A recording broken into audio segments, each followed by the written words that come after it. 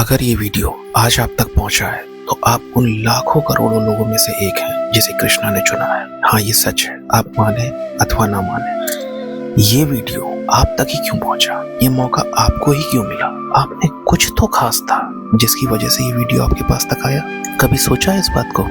जिनका दर्द बहुत गहरा है, जिनकी तकलीफ बहुत ज्यादा है, जो हर जगह से हार गए हैं और मन ही मन भगवान को पुकारते हैं, जिनके काम लास्ट मोमेंट पर बनते बनते बिगड़ जाते हैं और जिनकी लड़ाई बाकी 99% लोगों से कहीं ज्यादा बड़ी है, वो 1% लोग आज कृष्णा के द्वारा सेलेक्ट किए गए हैं। लेकिन एक बहुत बड़ा ट्रैप है यहाँ पर, वो ये है कि आप लाख कोशिश कर लो, 99% चांसेस है कि आप ये वीडियो पूरा नहीं देख पाएंगे, क्योंकि वो आपको देखने नहीं देगा।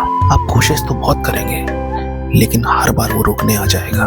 आप समझ जाइए मैं किसकी बात कर रहा हूँ। लास्ट वीडियो में बताया था आपको, कोई ना कोई नोटिफिकेशन आ जाएगा, मोबाइल की बैटरी लो हो जाएगी या किसी की कॉल आ जाएगी या फिर फाइनली मोबाइल ही स्विच ऑफ हो जाएगा।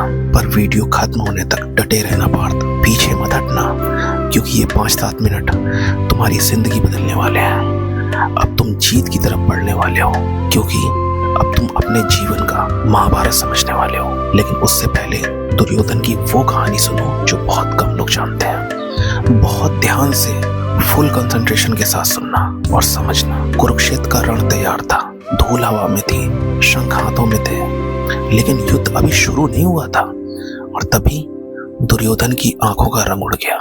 उसकी नजर सामने गई। अर्जुन, भीम, सत्यकी, धृष्टद्युम्न, अभिमन्यु, पांडवों के पास तो महारथियों की एक पूरी पंक्ति थी। लेकिन ये पूरा सच नहीं था। पूरा सच ये था कि दुर्योधन के पास भी भीष्म, द्रोणाचार्य, कृपाचार्य, अश्वत्थामा और कर्ण जैसे ऐसे योद्धा थे जो अकेले ही पूरा युद्ध पलट सकते थे। फिर भी डर दुर्योधन के गले में अटक गया।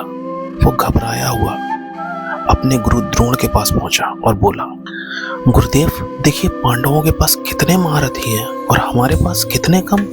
जबकि सच्चाई बिल्कुल उल्टा थी। कौरवों के पास जो सेना थी वो पांडवों से कहीं ज्यादा थी। महारथी भी बहुत ज्यादा थे, संसाधन भी बहुत थे।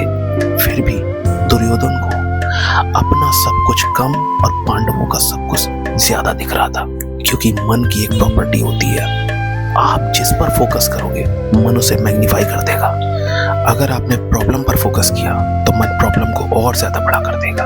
अगर आपने सोल्यूशन पर फोकस किया तो मन सोल्यूशन को और ज्यादा बड़ा कर देगा।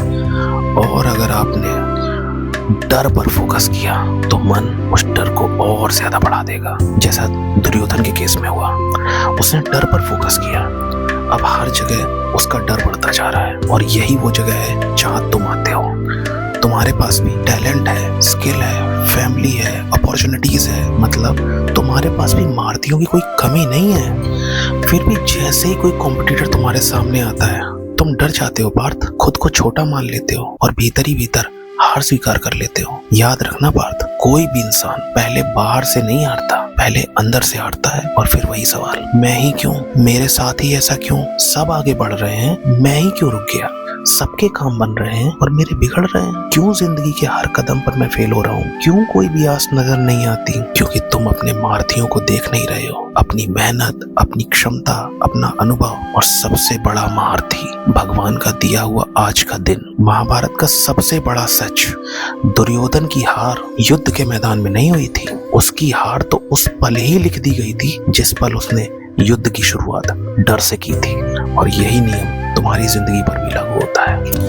यदि किसी भी काम की शुरुआत तुमने डर या कंफ्यूजन से की तो तुम्हारी हार निश्चित है। अब शंखनाद सुनो। जब पांडवों की ओर से शंख बजे तो दुर्योधन को वो भी भयानक लगा, लेकिन सच्चाई ये थी कि जब भीष्म पितामह ने शंख बजाया तो आकाश कांप उठा, धरती गूंज उठी। लेकिन दुर्योधन को वो उतना भयानक नहीं लगा जितना कि पांडवों का और कृष्ण का शंखनाद था, क्योंकि जो गलत रास्ते पर खड़ा होता है उसका सबसे बड़ा शत्रु उसकी अपनी अंतरात्मा होती है।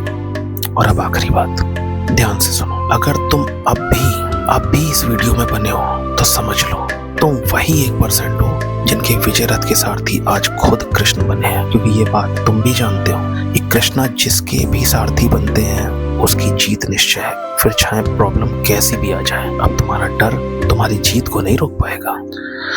आज से तुम अपने महारथियों के साथ खड़े होगे और जीत तुम्हारी होगी। अगर चाहते हो कि कृष्ण तुम्हारे सारथी बने तो कमेंट सेक्शन में मेरा सारथी बनने के लिए थैंक यू कृष्णा लिखना ना भूलना। मिलते हैं नेक्स्ट वीडियो में। जय श्री कृष्णा।